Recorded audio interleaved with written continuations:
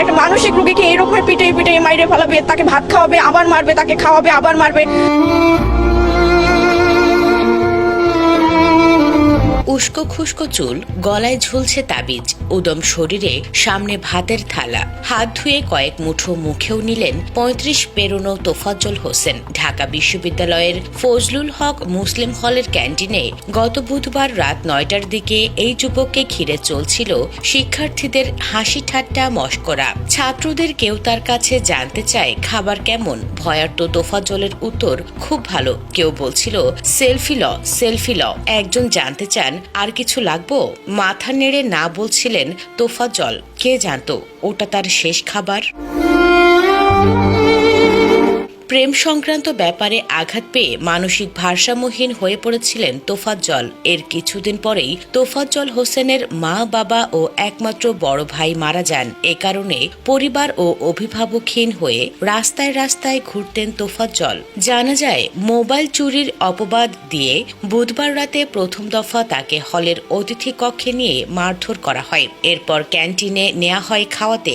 এরপর তার উপর নেমে আসে বিভীষিকা। ২৫ থেকে ৩০ শিক্ষার্থী দল বেঁধে তোফাজ্জলকে বেধড়ক পেটাতে থাকে। স্ট্যাম্প দিয়ে পিষে দেওয়া হয় হাতের আঙ্গুল। বেসুমার মারে তার শরীর থেকে ঝরতে থাকে রক্ত ভেজা শরীরে তাকে নাচতে নির্দেশ দেয় শিক্ষার্থীরা। এমন মর্মান্তিক ঘটনার মধ্য দিয়ে শেষ হয় তোফাজ্জলের কষ্টমাখা জীবন। তার উপর নির্মমতার খণ্ড খণ্ড ছবি সামাজিক যোগাযোগ মাধ্যমে ছড়িয়ে পড়লে অনেকে এর সঙ্গে জড়িতদের দৃষ্টান্তমূলক শাস্তির দাবি তুলেছেন। এদিকে প্রত্যক্ষদর্শীরা জানিয়েছেন, বুধবার সন্ধ্যায় তোফাজ্জল লুকিয়ে ফজলুল হক মুসলিম হলে ঢুকে পড়েন। এ সময় কয়েকজন শিক্ষার্থী তাকে চোর সন্দেহে ধরে এনে আগের দিন হল থেকে ৬টি মোবাইল ফোন ও মানিব্যাগ চুরির বিষয়ে জিজ্ঞাসাবাদ করে। জিজ্ঞাসাবাদের মুখে তিনি বলেন, যদি তাকে কিছু খেতে দেয়া হয় তাহলে তিনি আসল চোরদের কথা বলবেন। শিক্ষার্থীরা তাকে ভাত খাওয়ান, কিন্তু তিনি চোরদের বিষয়ে তথ্য দিতে পারেননি। এরপর ওই শিক্ষার্থীরা খেপে গিয়ে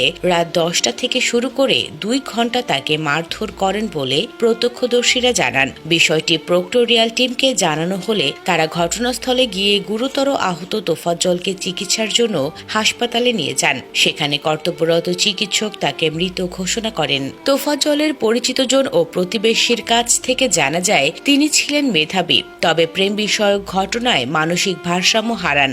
এর আগে তার মা বাবা মারা যান। গত বছর একমাত্র বড় ভাই মারা গেলে তিনি একা হয়ে পড়েন। তোফাজ্জল বরগুনার পাথরঘাটার কাঁঠালতলী ইউনিয়নের তালুকের চরদুয়ানি গ্রামের মৃত আব্দুর রহমানের ছেলে।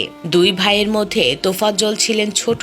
একসময় তিনি ইউনিয়ন ছাত্রলীগের সভাপতিও ছিলেন। প্রায় ঢাকা বিশ্ববিদ্যালয় এলাকায় দেখা যেত তাকে। নানাজনের কাছ থেকে খাবার চেয়ে নিতেন, আবার অনেক সময় টাকাও চাইতেন। অধিকাংশ সময় রাত কাটাতেন ফুটপাতে। তোফাজ্জলের মামাতো বোন তানিয়া বলেন, বরিশাল বিএম কলেজ থেকে অর্থনীতিতে মাস্টার্স করার পর তোফাজ্জল মানসিক সমস্যার কারণে নতুন জীবন শুরু করতে পারেনি। ২০১৫ সালে ওর মা বিউটি বেগমের মৃত্যু হয়। এর আগে ওর বাবা আব্দুর রহমান সড়ক দুর্ঘটনায় মারা যান। সর্বশেষ গত বছর তোফাজ্জলের বড় ভাই পুলিশের উপপরিদর্শক নাসির হোসেন ক্যান্সারে মারা যান।